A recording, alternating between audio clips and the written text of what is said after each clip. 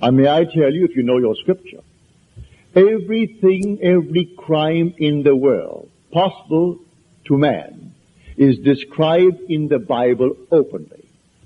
There isn't a crime, you name it, that is not described in the Bible openly. Man goes through them. He doesn't have to. He can discriminate and not fall into one if he knows there are states. But you sit down and you listen to a certain story. A man who is prejudiced, and he poisons your mind. And you fall into that state and accept his prejudiced mind. And then you're going to pay the price of that prejudice. Eventually you will. You don't have to accept it. You go into a restaurant, you don't say, bring me what the chef wants to get rid of tonight. Bring me a menu. And then you order. Maybe he only has that one order that you want. No one else wants it, but you want it. I go into a restaurant back in New York City a few years ago. It was early, I grant you. It was only 11 in the morning, but I had no breakfast. It was brunch.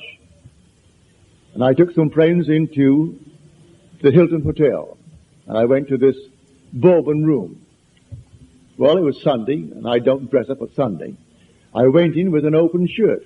Well, New York hasn't quite caught on to California when it comes to wear. And so the head waiter, all stuffy, and he said, button up.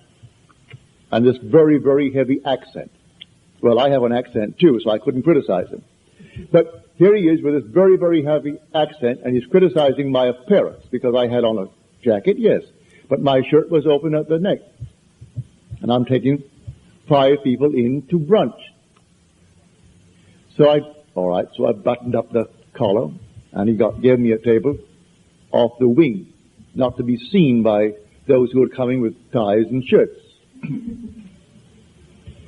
And then I said, all right, I want clams. When the waiter took my order, clams. I said, yes, I want clams. I don't want bacon and eggs, and I don't want the usual breakfast that you think you're going to serve everyone. I want clams for breakfast. Bring me clams. So he delayed and delayed, and finally he bought the clams. And I said, come back here, please. This isn't charity. I'm paying for it. Bring me, I want some horseradish, and I want a little Tabasco sauce. Reluctantly he goes and he gets that. But that's what I wanted. I'm paying for it.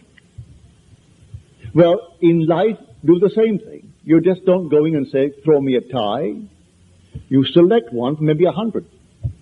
A silly little thing that you put around your neck. But you still want one tie, and you want to pick it up. The same thing is true of these states. Don't let anyone poison you and throw you into a state, because you're going to pay the price of that state. We're only moving through states, but they are a permanent, fixed number of states, and the Bible records them. Every character in that Bible is a state.